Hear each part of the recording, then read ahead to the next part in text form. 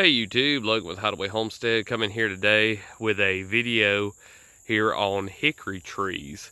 And I was just coming through here and noticed this one hickory tree that is just loaded with hickories this year. And I think our pecans as well are going to be loaded.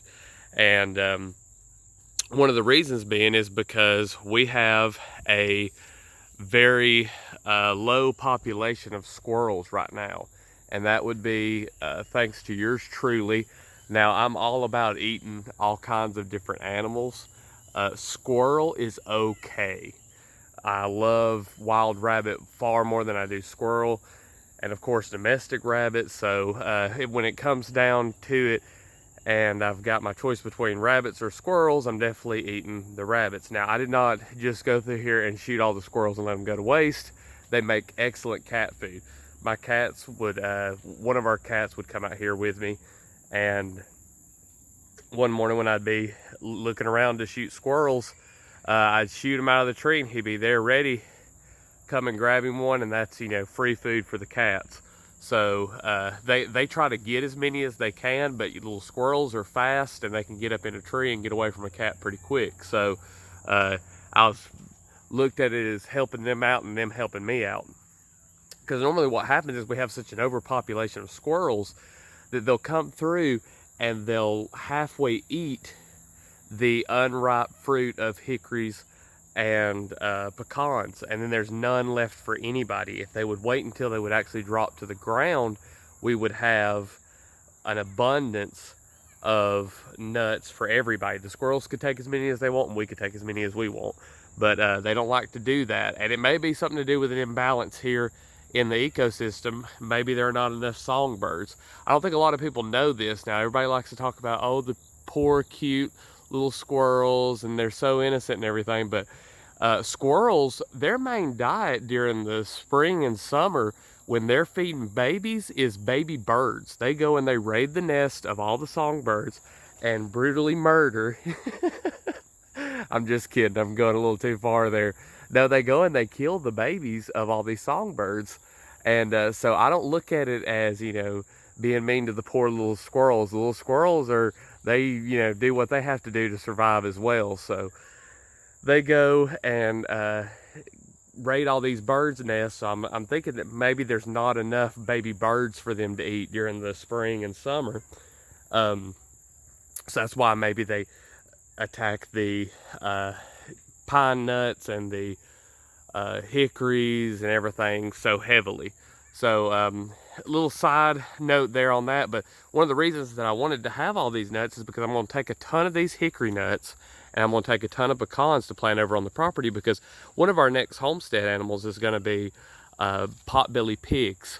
Now, a lot of people keep potbelly pigs for pets, but ours is going to be for meat. It's supposed to be a really good tasting meat, a really, really good pork. Now, but it does have a lot of lard on it, but considering that a lot of the stuff we're going to be doing is going to require lard, it'll work out perfectly for us. Plus, they're a small pig. I don't want to have to be dealing with any kind of breeding stock that's going to be really big and, try to take my leg off. So I'm just not a huge fan of large livestock as far as having to deal with them. So we're going to do that and plant just tons of pecans and tons of hickories and use the ones that we've got on the property to finish the pigs off instead of using corn. The thing about it is anytime you use any kind of nut or grain to finish off a pig, they store that in their fat, so that flavor transfers into their fat. That's why pork finished on certain types of fats and sugars is more expensive than others, because it has a far superior taste. So that's what we're going to be doing with these. Now, this hickory here, I'm not sure exactly what type of hickory it is. I'm not very good on my hickory identification. Now, but we do have several different types around here. One of them shagbark. This is definitely not a shagbark. You can totally tell from the trunk and the leaves and everything. It's not shagbark. I don't know if it's a pig nut or bitter nut or what it is, but it's got some pretty big holes on it. It could be a hybrid of a couple of different kinds, but got some pretty big nuts on it. And This one here, I would say, is anywhere from maybe 30 to 40 years old. It's still a pretty small tree. But the thing about most hickories is they do take a long time to fruit. So I've heard that the majority of your hickories are anywhere from 20 to 40 years on being able to produce a nut from the time you plant them. So really and truly, this is not something you would want to go and just plant a whole bunch for, expected to get the nuts within the next few years. Now, pecan, on the other hand, is a really fast producer. It'll do in like the first 5 years from a seedling. And if you have a grafted tree, it'll be even quicker. But we're going to plant all of our pecans from seed. I'm going to plant hickories too because I'm thinking about the future. I'm thinking about my kids and my grandkids and my great-grandkids. Definitely something to think about for the future, but it's not going to be something that's going to be an immediate reward. But anyway, thought I'd make this video, give y'all some of my thoughts on what we're doing with this.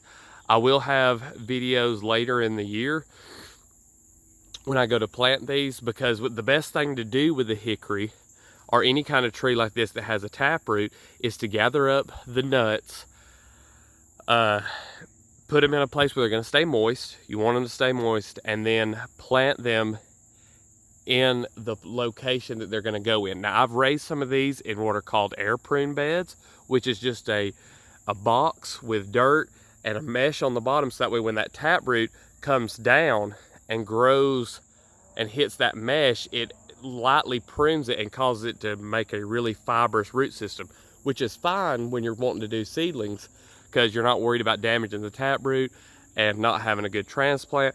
But when you want them to be really resilient and you want them to withstand those droughts, you want that taproot intact. So best practice is to take these nuts, keep them moist, go put them in the ground when it gets real cold, and mark the area. Try to protect it from any kind of squirrels or anything that might come and try to dig the nuts up. And that way that tree comes up the next year right in its place, grows that taproot right where it's going to grow, and you're going to have a super resilient, drought resistant tree.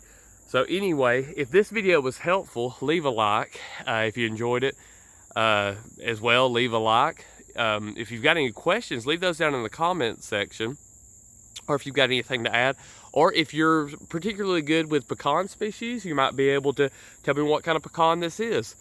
And subscribe to the channel for more like this. I drop a video every day. I appreciate all y'all watching, and we'll see you in the next one.